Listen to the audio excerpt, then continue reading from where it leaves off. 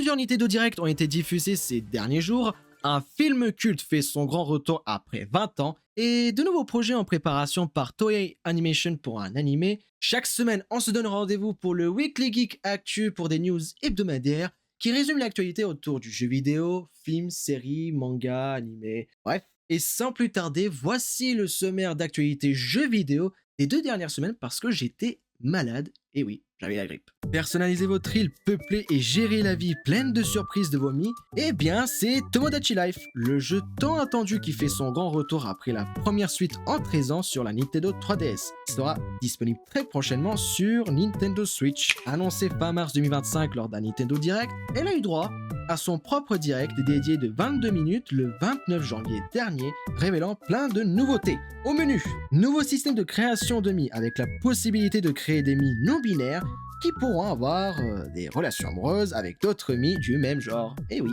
c'est maintenant possible. Le jeu proposera également de nombreuses nouvelles tenues pour les Mi.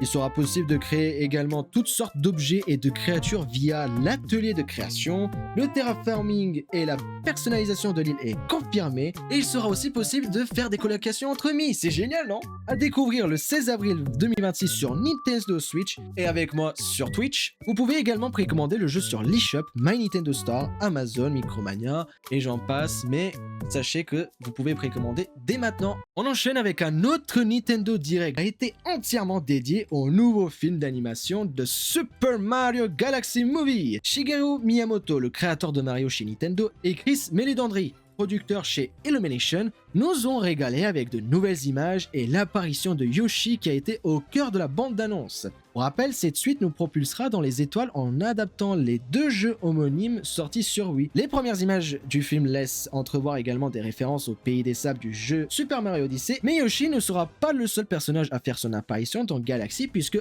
Harmony, gardienne des Lumas, a déjà été annoncée au même titre que Bowser Jr., mais aussi l'arrivée de Birdo qui lance ici des œufs sur la princesse Peach. Ah là là, j'ai hâte de voir ce film. Le film est à découvrir dans les salles obscures le 1er avril 2026, et oui, ça tombe sur le jour du poisson d'avril. Plusieurs jeux qui ont été annoncés lors de ce Nintendo Direct Showcase. C'est souvent un direct dédié aux éditeurs tiers, avec un accent massif sur le soutien à la Nintendo Switch 2, avec beaucoup d'exclusivité et avec des jeux qui seront beaucoup plus optimisés et évolués, mais aussi des titres pour la Switch classique. Au menu, nous avons Hollow Knight, Fallout 4, ensuite Final Fantasy VII Rebirth sur la Switch 2, Resident Evil Requiem, The Elder Scrolls 4, Monster Hunter Stories 3, Indiana Jones and the Great Circle, Super Bomberman Collection et Pragmata disponible sur les 2 versions de Nintendo Switch.